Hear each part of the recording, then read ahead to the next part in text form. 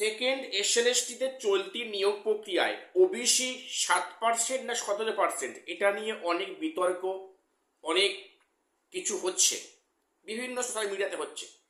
এবং এখন আমরা কেউ শিওরলি জানি না যে অনগোয়িং প্রসেস কোর্টের নির্দেশে কি হতে যাচ্ছে, 7% না 17%। তো সেখানে চেয়ারম্যান সাহেব একটা কথা বলেছেন যে আগামী সপ্তাহের মধ্যে এটা পরিষ্কার হবে যে অনগোয়িং প্রসেস অ্যাকচুয়ালি কোন পার্সেন্টেজে হচ্ছে ওবিসি। আমি সেটা নিয়ে আলোচনা করছি। পাশাপাশি আরেকটা খবর দিয়ে রাখি যে ইডাব্লিউএস সার্টিফিকেট যাদের ফেক রয়েছে তারা সাবধান হয়ে যাও, বি কেয়ারফুল। সেখানে ভেরিফিকেশনের কাজ শীঘ্রই শুরু হবে ইডাব্লিউএস এর ক্ষেত্রে। আমি সেটা নিয়ে আজকে বলছি। ভিডিওটা স্কিপ করো না, সবটা দেখো, চ্যানেলটা সাবস্ক্রাইব করে দিও এসএসসি, পিএসসি এবং গ্রুপ সি, গ্রুপ ডি গুরুত্বপূর্ণ আপডেট পাওয়ার জন্য। যেটা খবর যে অনগোয়িং প্রসেসে, যেটা আমাদের সবার মনে প্রশ্ন, অন্য ক্ষেত্রে সরকার বলতে পারছে পুলিশের ক্ষেত্রে 7% নিয়োগ হবে, এখানে 2016 ইন সার্ভিস থাকার কারণে কিন্তু সেখানে শিওরলি 7% সেটা সরকার মুখ ফুটে বলতে পারছে না। সেখানে অনেক আইনি সমস্যা বা পেঁয়াজ কিন্তু রয়েছে। সরকার চাইছে এটা কোর্টের মাধ্যমে, ওটা কোর্টের মুখ দিয়ে ব্যক্ত হোক যে অ্যাকচুয়ালি কত পার্সেন্টে হবে। যেটা শিক্ষামন্ত্রী বললেন যে অতি দ্রুত, এই অতি দ্রুত ওয়ার্ডটা শুনে শুনে একদম মানে কান ঝালাপালা হয়ে গেছে।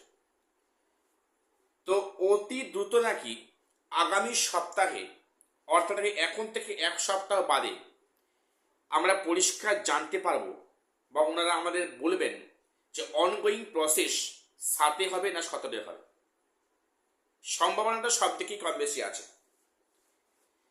কাজেই আমাদের এখনো এক সপ্তাহ ওয়েট করতে হবে যে এখানে ওবিসি রিজার্ভেশনটা কত দেয়া হবে, 7 না 17। তবে এক সপ্তাহের মধ্যে যেটা উনি বললেন ওটা কি বাস্তবতাই হবে, কি সত্যি কি বাস্তবে হবে? এই যে এক সপ্তাহ টাইমটা মুখে বললাম খুব সহজ, এর মধ্যে সব কিছু ক্লিয়ার হয়ে যাবে যে 7 হলে কারে ক্ষতি হবে, কারে অসুবিধা হবে, 17 হলে কারা কেস করবে না করবে, ওটা এক্ষুনি সহজে মিটে যাবে? আমার তো মনে হচ্ছে না। সেটা উনি বলেছেন যে আগামী এক সপ্তাহ বাদে সিদ্ধান্ত হবে যে এই প্রক্রিয়াটা 7 হবে না 17 হবে।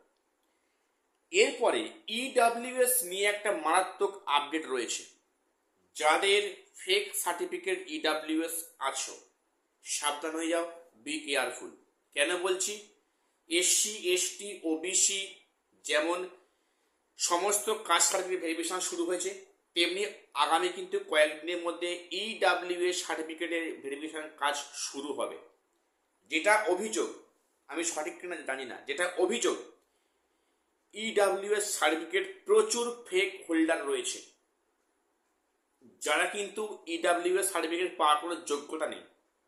এবং এটা বলতে খারাপ লাগছে, আমি দেখেছি তাই বলতে পারছি, আমি প্লিজ নামটা বলতে পারছি না।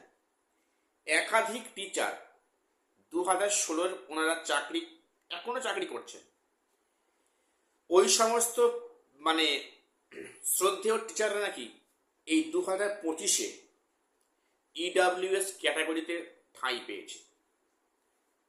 যে শিক্ষকটা বা যে ব্যক্তিটা আজকের 8 থেকে 9 বছর গভর্নমেন্ট সার্ভিস করেছেন, সেই ব্যক্তি কি করে ইডাব্লিউএস সার্টিফিকেট হোল্ডার হতে পারেন?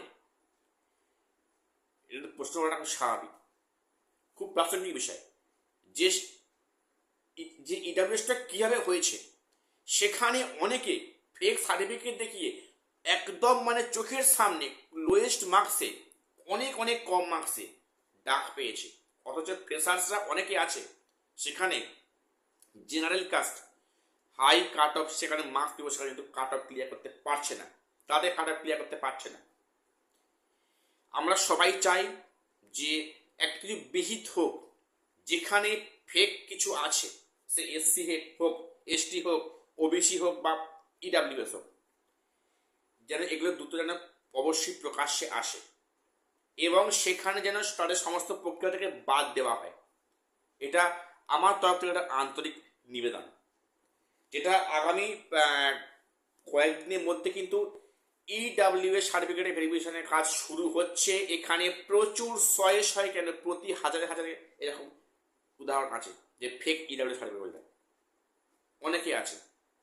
সেটা এলে আমি অবশ্যই তোমাদের ভিডিও দিয়ে জানাবো যে কোন ডিস্ট্রিক্টে কতজন বাদ গেল। তো যেটা ঘটনা বলে রাখি যে এসসি এসটি যা বাদ যাচ্ছে তাতে কিন্তু চলতি নিয়োগ প্রক্রিয়া ভ্যাকান্সি কিন্তু আরো আরো অনেকটা খালি হচ্ছে, এবং সেখানে যাদের সামান্য কিছু মার্কসের জন্য কাট অফ ক্লিয়ার করনি তাদের ডাক কিন্তু আগামীতে আসছে। বার্তা পুরো পরিষ্কার, হিসাব পরিষ্কার, সংকেত পরিষ্কার। যেটা কাট অফ মার্কস থেকে 1-2 নাম্বার কমে আছো তারাও তৈরি থাকো, ডাক পাবে।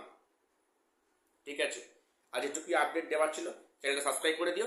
দেখা হচ্ছে পরে ভিডিও।